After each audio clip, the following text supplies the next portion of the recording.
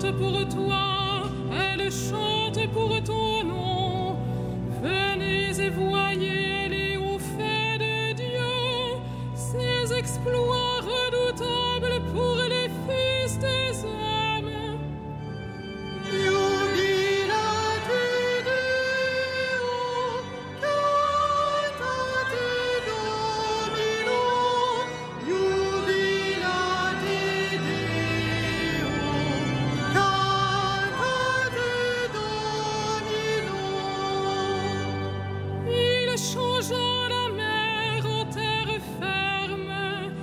Passèrent le fleuve à pied sec. De là, cette joie qu'il nous donne, il règne à jamais par sa puissance.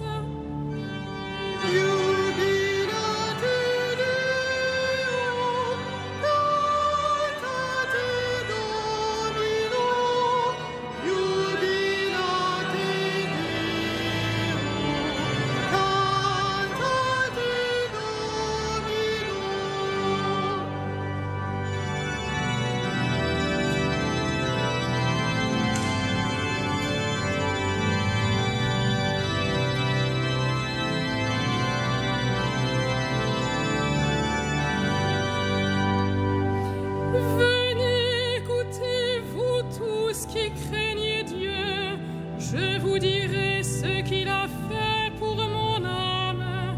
Béni soit Dieu qui n'a pas écarté ma prière, ni détourné de moi son amour.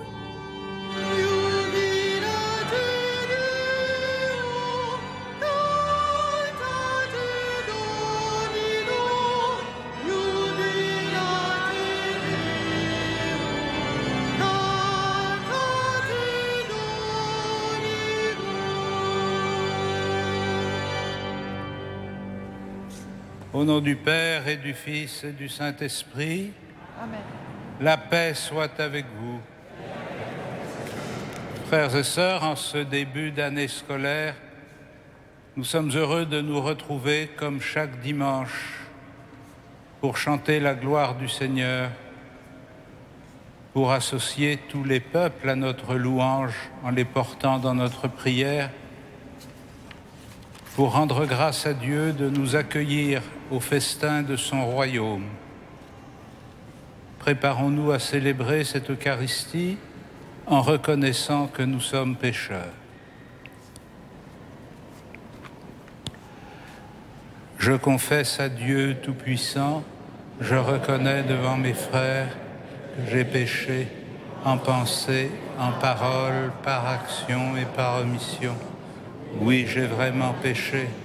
C'est pourquoi je supplie la Vierge Marie, les anges et tous les saints, et vous aussi, mes frères, de prier pour moi, le Seigneur notre Dieu, et que Dieu Tout-Puissant nous fasse miséricorde, qu'il nous pardonne nos péchés et nous conduise à la vie éternelle.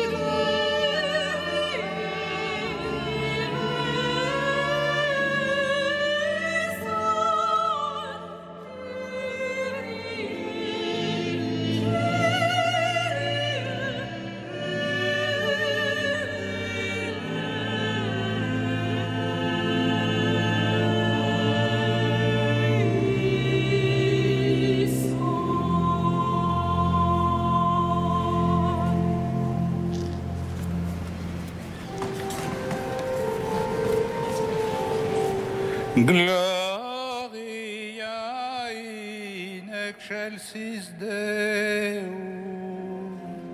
Et in terra pax omnibus bone voluntatis.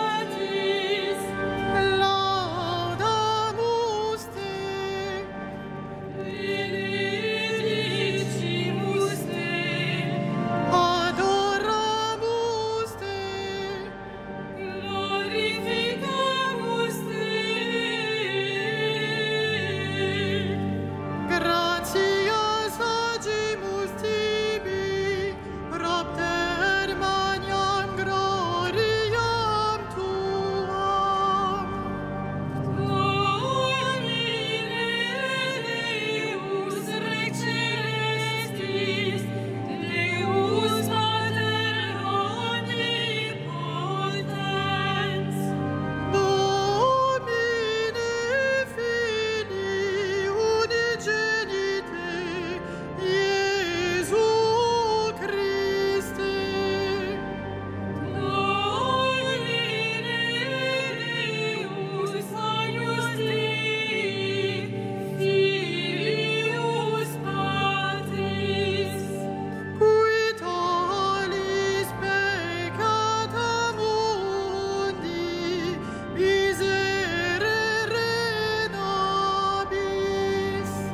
qui tollis peccata mundi, suscipe deprecationem nostra. Qui sedes ad dexteram Patris, miserere nobis. Gloria Tuus, Orus Sanctus, Tuus orus Dominus, Tuus solus Altissimus, Iesu Christe. Sancto Spiritu, in gloria Dei,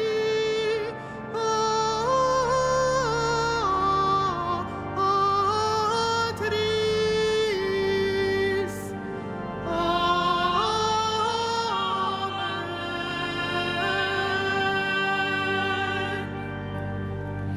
Prions le Seigneur. Dieu puissant, de qui vient tout don parfait, enracine en nos cœurs l'amour de ton nom. Resserre nos liens avec toi pour développer ce qui est bon en nous. Veille sur nous avec sollicitude pour protéger ce que tu as fait grandir. Par Jésus-Christ, ton Fils, notre Seigneur et notre Dieu, qui vit et règne avec toi dans la communion du Saint-Esprit, maintenant et pour les siècles des siècles.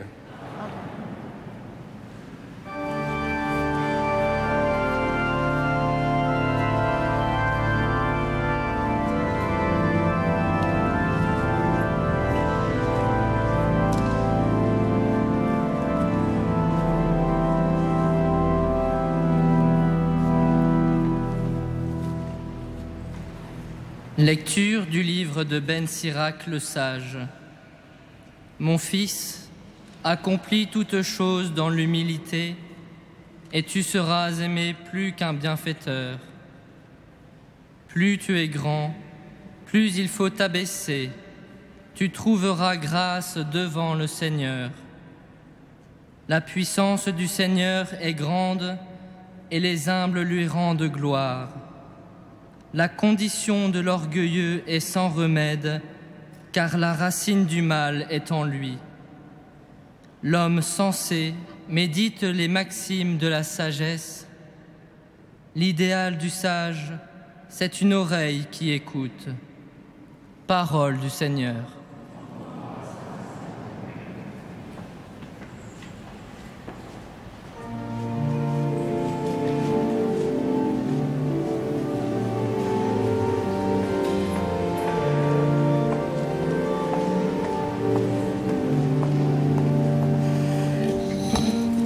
Salite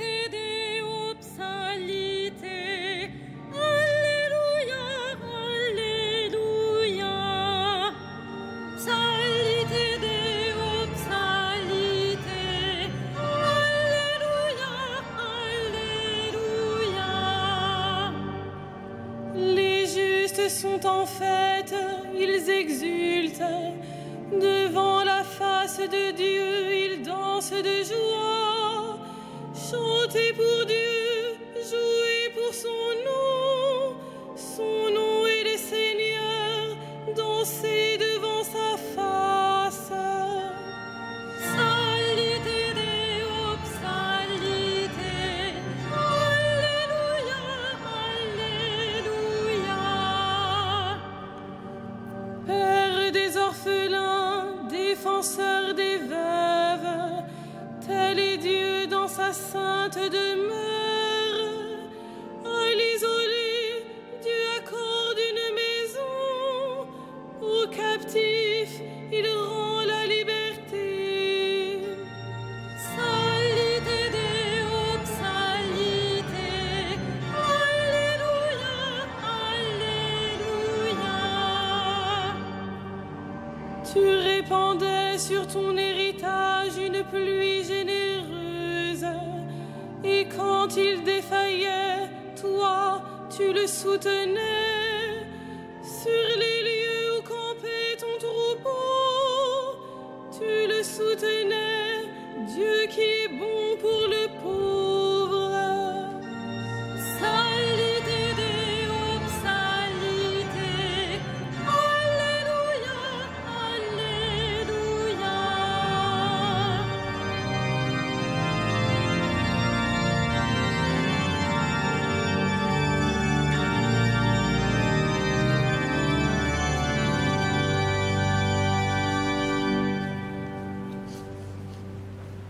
Lecture de la lettre aux Hébreux.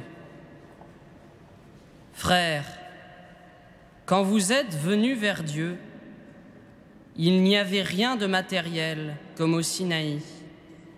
Pas de feu qui brûle, pas d'obscurité, de ténèbres, ni d'ouragan, pas de son de trompette, pas de paroles prononcées par cette voix que les fils d'Israël demandèrent à ne plus entendre.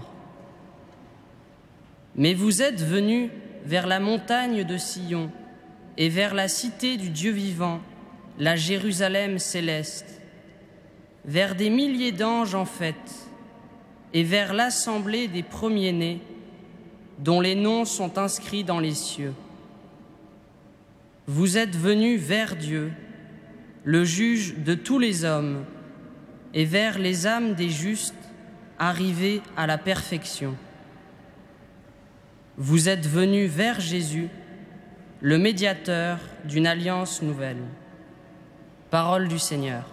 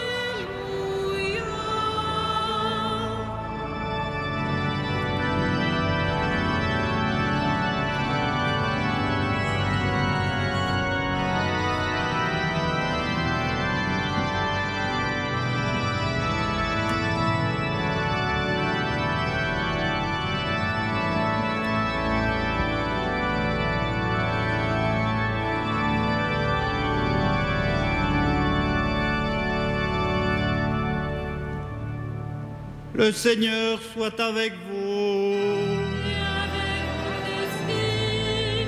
Évangile de Jésus-Christ selon saint Luc. Gloire à toi, Seigneur.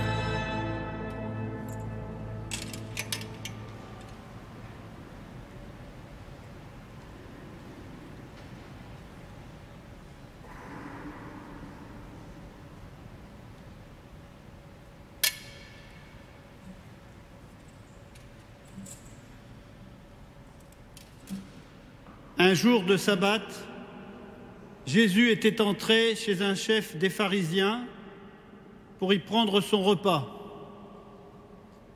Remarquant que les invités choisissaient les premières places, il leur dit cette parabole. Quand tu es invité à des noces, ne va pas te mettre à la première place, car on peut avoir invité quelqu'un de plus important que toi. Alors celui qui vous a invité, toi et lui, viendrait te dire « Cède-lui ta place » et tu irais, plein de honte, prendre la dernière place. Au contraire, quand tu es invité, va te mettre à la dernière place. Alors, quand viendra celui qui t'a invité, il te dira « Mon ami, avance plus haut » et ce sera pour toi un honneur aux yeux de tous ceux qui sont à table avec toi. Qui s'élève sera abaissé, qui s'abaisse sera élevé. Jésus disait aussi à celui qui l'avait invité, « Quand tu donnes un déjeuner ou un dîner, n'invite pas tes amis, ni tes frères, ni tes parents, ni de riches voisins. Sinon, eux aussi t'inviteraient en retour et la politesse te serait rendue. Au contraire, quand tu donnes un festin, invite des pauvres, des estropiés, des boiteux, des aveugles, et tu seras heureux, parce qu'ils n'ont rien à te rendre. Cela te sera rendu à la résurrection des justes. Acclamons la parole de Dieu. Louange à toi, Seigneur Jésus.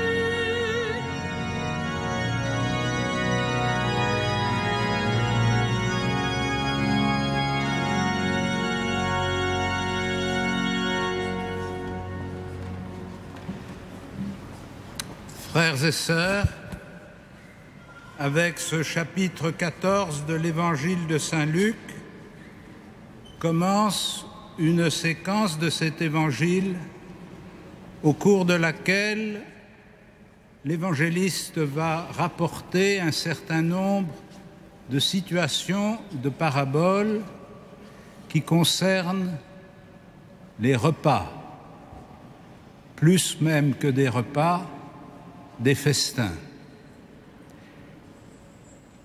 Évidemment, ces passages de l'Évangile, qu'il s'agisse des situations vécues par le Christ ou des paraboles qu'il greffe sur ces situations,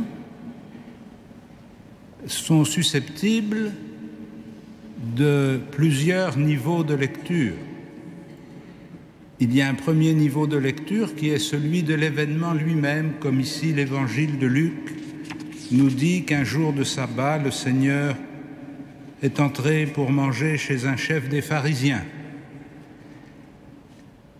Et puis se déroulent les paraboles par lesquelles le Christ tire un enseignement de cette situation, et l'Évangile nous donne clairement à comprendre comment, à travers cette situation vécue, Jésus fait passer un certain nombre de convictions et de chemins de sagesse pour ceux qui l'entendent. Il y a un deuxième niveau de lecture qui est celui de prendre ces passages de l'Évangile comme une annonce prophétique du festin des noces éternelles qui marquera l'achèvement de l'histoire et le jugement final. C'est ce que suggère aussi ce passage de l'Évangile de Saint Luc quand il dit « Ils n'ont rien à te rendre, cela te sera rendu à la résurrection des justes ».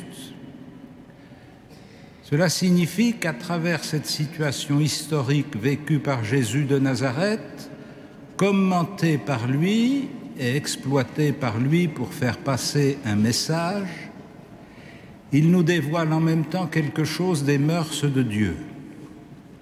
Comment Dieu accueille à son festin. Et puis il y a un troisième niveau de lecture, qui est celui qui nous concerne directement. Comment notre communauté ecclésiale, qui reçoit cette parole aujourd'hui, en célébrant l'Eucharistie, le festin du royaume, met-elle en pratique les orientations données par le Christ?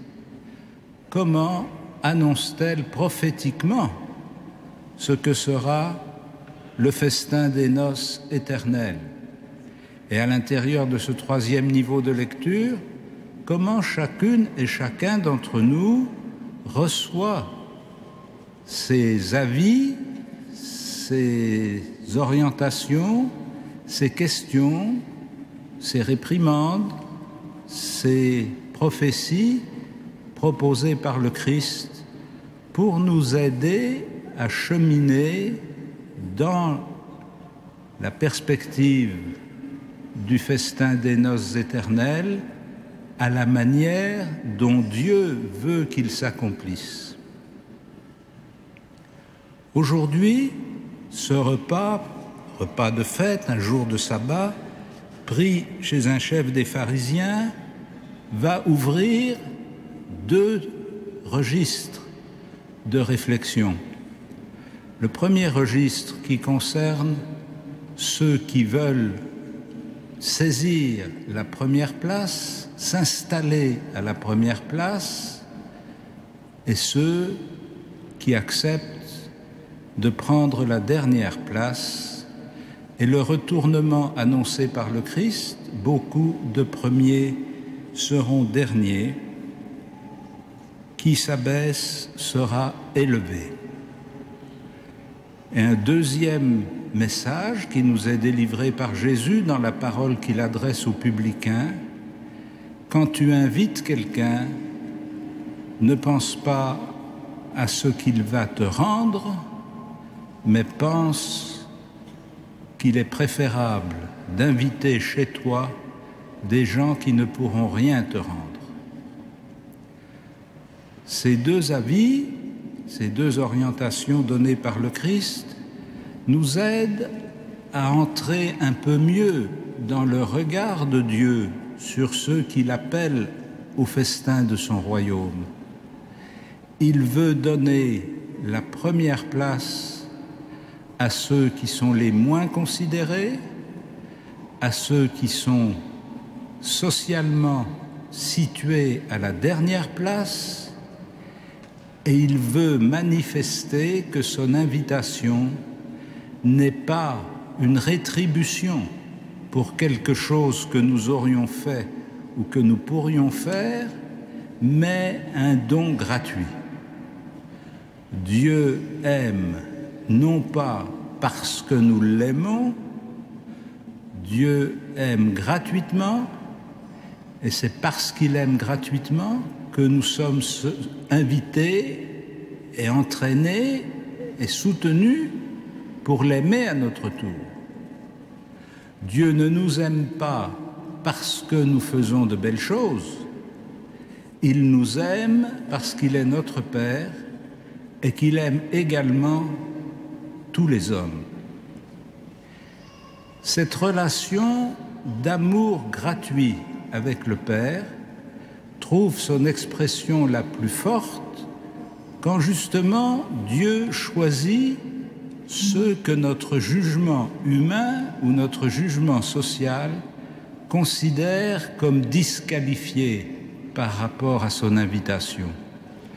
Ceux dont nous pensons qu'ils n'ont pas droit, qu'ils n'ont pas accès, qu'ils ne sont pas dignes. C'est vers ceux-là que Dieu d'abord veut faire porter son appel, non pas pour affirmer qu'ils auraient des droits, comme si quiconque en ce monde pouvait prétendre avoir des droits devant Dieu, mais parce que c'est la surabondance de son amour qui va chercher ceux qui sont sans droit pour en faire ses enfants bien-aimés. Si nous regardons la vie de notre société et la vie de notre Église dans cette société, nous voyons combien nous sommes habiles et motivés pour réclamer les droits qui nous sont dus. Et il est vrai que dans la société, le droit est une façon de reconnaître une justice entre les hommes. Mais la relation que nous entretenons avec Dieu et la relation qu'il veut entretenir avec nous ne se base pas sur des droits que nous pourrions faire valoir devant lui, mais sur la gratuité absolue de son amour qui nous donne des droits que nous n'avons pas. Je suis souvent surpris, peiné ou agacé selon les jours quand je rencontre tant de chrétiens qui veulent exprimer ce qu'ils estiment leurs droits. Quels droits avons-nous devant Dieu? Nous avons le droit de reconnaître que nous sommes pauvres, que nous sommes pécheurs et que nous sommes accueillis par grâce. Ceux qui veulent se réclamer de leur mérite ou des caractéristiques de leur vie pour obtenir de Dieu quelque chose et pour que l'Église exprime cette reconnaissance se trompent complètement. Dieu n'est pas quelqu'un qui est à notre service, il est quelqu'un qui nous appelle à son service. Dieu n'est pas celui qui va satisfaire nos attentes, combler nos désirs, ou mieux encore, reconnaître nos droits devant lui. Il est celui qui va, de préférence, choisir celui qui n'a pas de droit, celui qui n'ose pas réclamer son droit, celui qui se considère comme le dernier, le plus pauvre, le moins méritant. Et nous devons, chaque fois que nous célébrons l'Eucharistie, ouvrir notre célébration par ce rite pénitentiel qui nous permet de nous remettre devant la réalité de notre cœur. Nous ne venons pas ici faire une faveur à Dieu, nous venons nous reconnaître pécheurs et implorer sa grâce parce que nous savons qu'il vient vers celui qui est pécheur, qu'il répond à celui qui le supplie, qu'il accorde droit à celui qui n'a pas de droit. Toi, quand tu donnes un festin, invite des pauvres, des estropiés, des boiteux, des aveugles, et tu seras heureux. Notre aptitude, notre capacité, notre disposition à nous reconnaître pauvres, estropiés, boiteux ou aveugles devant Dieu ouvre nos cœurs pour que nous puissions à notre tour avoir une démarche particulière vers tous ceux qui sont les pauvres de notre temps. Amen.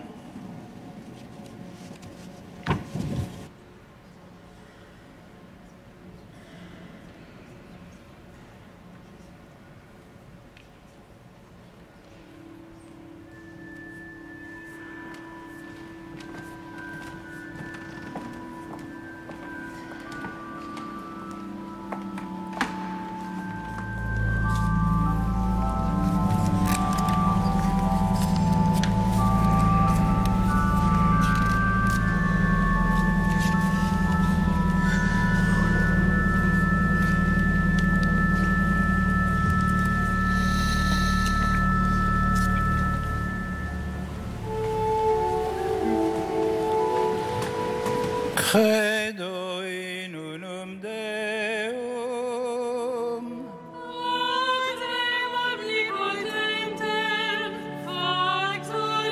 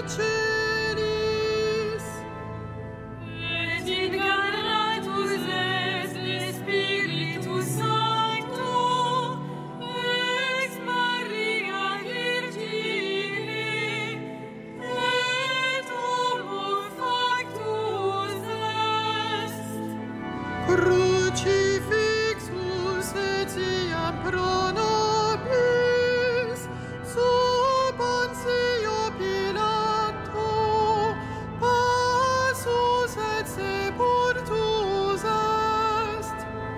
Et resurrexit tertia die, secundum Scripturas. Et ascendit in caelum, sedet ad dexteram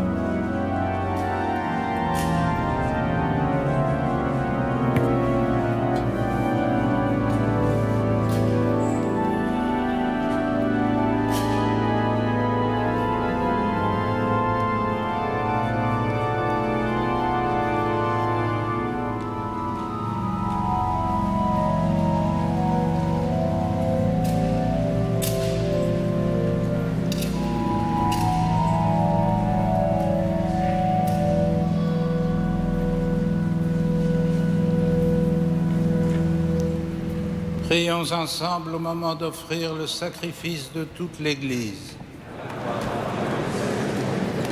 Seigneur, que l'offrande eucharistique nous apporte toujours la grâce du salut, que ta puissance accomplisse elle-même ce que nous célébrons dans cette liturgie, par Jésus, le Christ, notre Seigneur. Le Seigneur soit avec vous. Élevons notre cœur vers le Seigneur. Rendons grâce au Seigneur notre Dieu.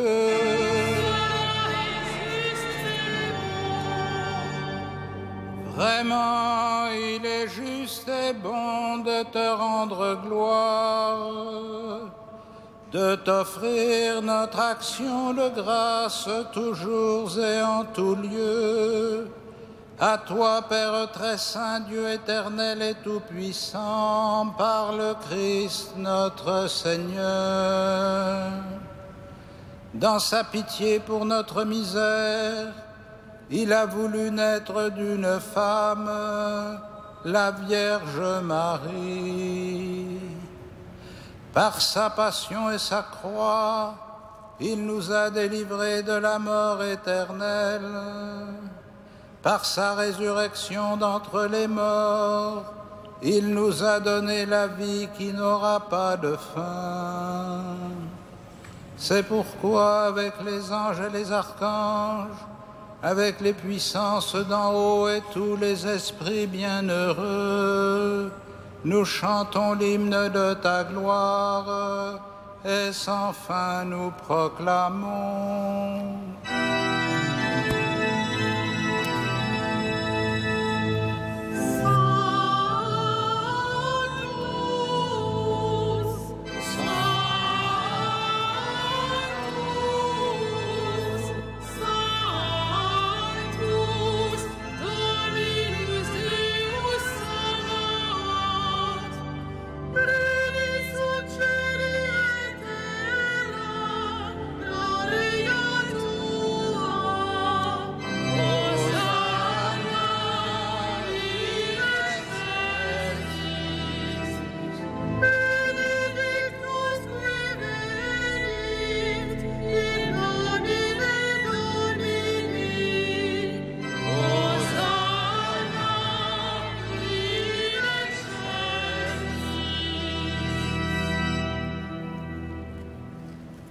Tu es vraiment saint, Dieu de l'univers, et toute la création proclame ta louange.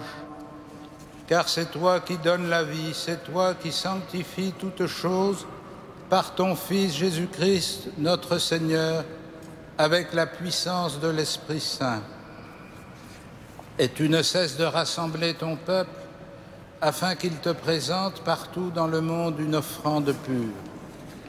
C'est pourquoi nous voici rassemblés devant toi et dans la communion de toute l'Église en ce premier jour de la semaine, nous célébrons le jour où le Christ est ressuscité d'entre les morts.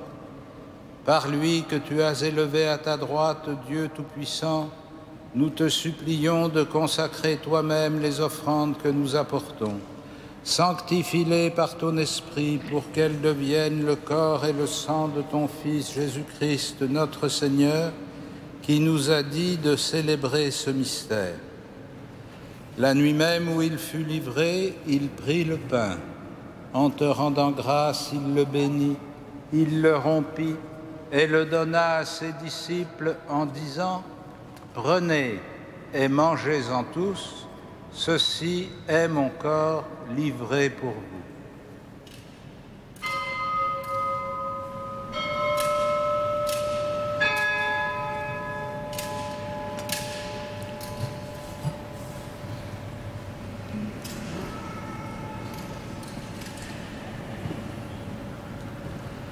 De même, à la fin du repas, il prit la coupe. En te rendant grâce, il la bénit et la donna à ses disciples en disant « Prenez et buvez-en tous, car ceci est la coupe de mon sang, le sang de l'alliance nouvelle et éternelle, qui sera versé pour vous et pour la multitude en rémission des péchés. Vous ferez cela en mémoire de moi.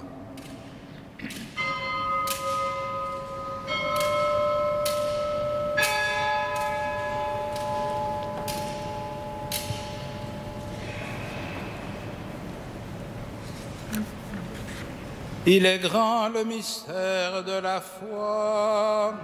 Nous proclamons ton nom, Seigneur Jésus. Nous célébrons ta résurrection. Nous attendons ta venue dans la gloire. En faisant mémoire de ton Fils, de sa passion qui nous sauve, de sa glorieuse résurrection et de son ascension dans le ciel. Alors que nous attendons son dernier avènement, nous présentons cette offrande vivante et sainte pour te rendre grâce. Regarde, Seigneur, le sacrifice de ton Église et daigne y reconnaître celui de ton Fils qui nous a rétablis dans ton alliance.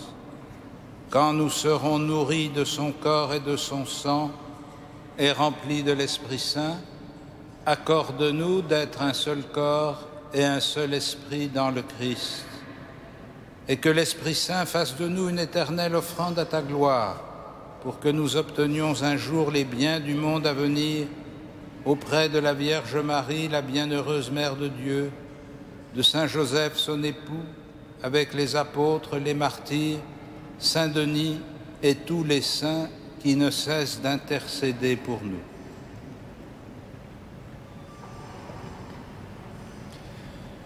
Et maintenant, nous te supplions, Seigneur, par le sacrifice qui nous réconcilie avec toi, étends au monde entier le salut et la paix.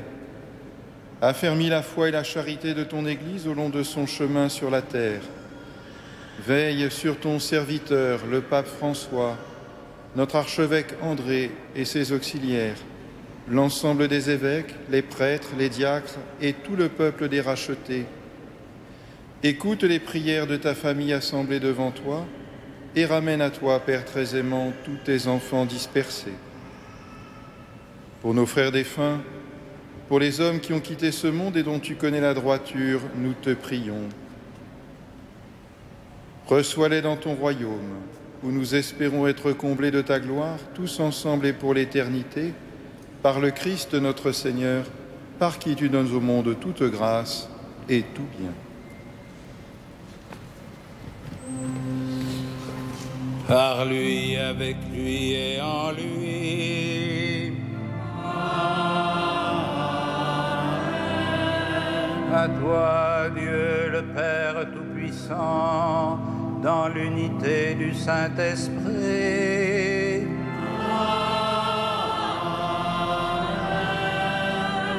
Tout honneur et toute gloire pour les siècles des siècles.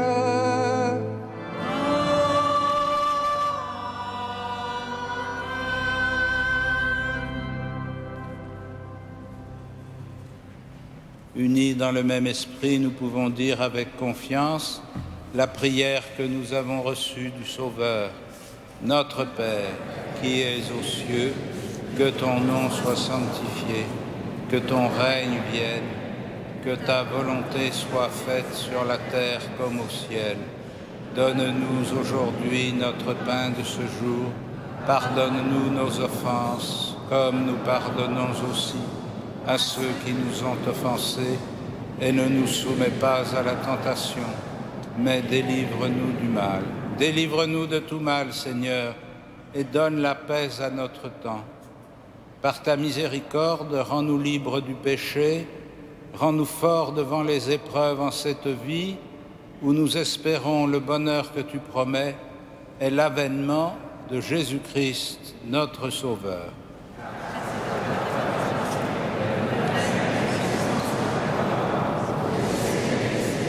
Seigneur Jésus-Christ, tu as dit à tes apôtres, « Je vous laisse la paix, je vous donne ma paix. » Ne regarde pas nos péchés, mais la foi de ton Église.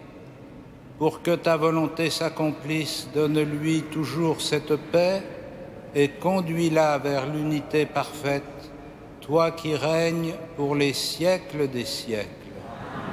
Que la paix du Seigneur soit toujours avec vous. Frères et sœurs, dans la charité du Christ, donnez-vous la paix.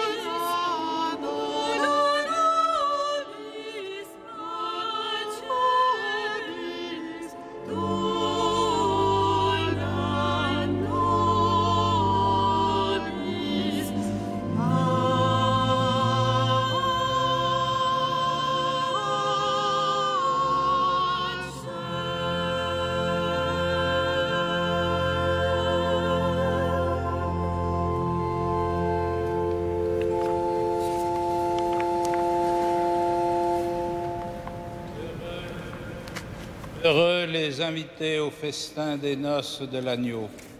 Voici l'agneau de Dieu qui enlève le péché du monde. Seigneur, je ne suis pas digne de te recevoir, mais dis seulement une parole et je serai guéri.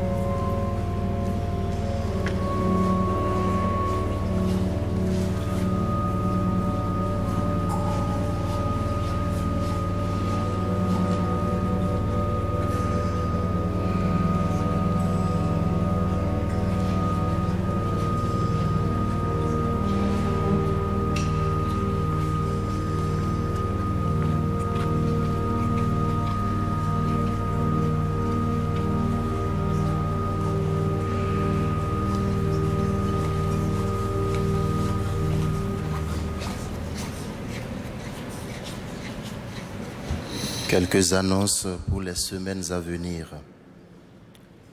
Comme vous le savez déjà, nos horaires d'été s'arrêtent au 31 août. Donc, se sont arrêtés depuis hier. Cela signifie qu'à partir de demain, nous reprenons avec nos pleins horaires, ce qui signifie que nous reprenons avec les messes de 9 heures, avec l'adoration du Saint-Sacrement à l'issue de la messe des jeudis soir je veux dire, la messe de 18h15, et également avec l'ostension de la couronne d'épines à l'issue de la messe de 18h15 les vendredis. Déjà vendredi prochain, 6 septembre à 15h, nous aurons le privilège de vénérer la couronne d'épines avant de faire l'office de l'ostension de la couronne d'épines à l'issue de la messe de 18h15. Le samedi prochain, notre recteur, Monseigneur Jacquin, va célébrer une messe d'action de grâce ici même à 18h30 pour le 10e anniversaire de sa présence dans cette cathédrale Notre-Dame de Paris. Pour le reste, vous lirez vous-même les annonces à la dernière page de vos feuilles de messe que vous êtes invités à emporter chez vous. Merci. Nous nous levons pour achever notre prière.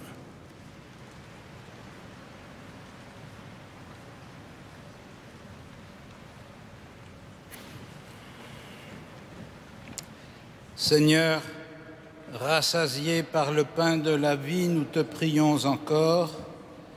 Que cette nourriture fortifie l'amour en nos cœurs et nous incite à te servir dans nos frères, par Jésus le Christ, notre Seigneur. Amen.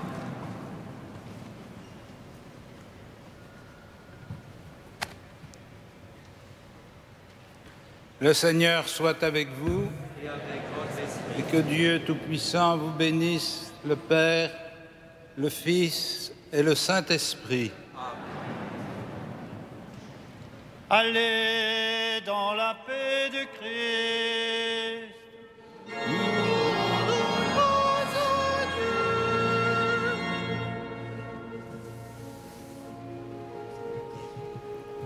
Salve Regina.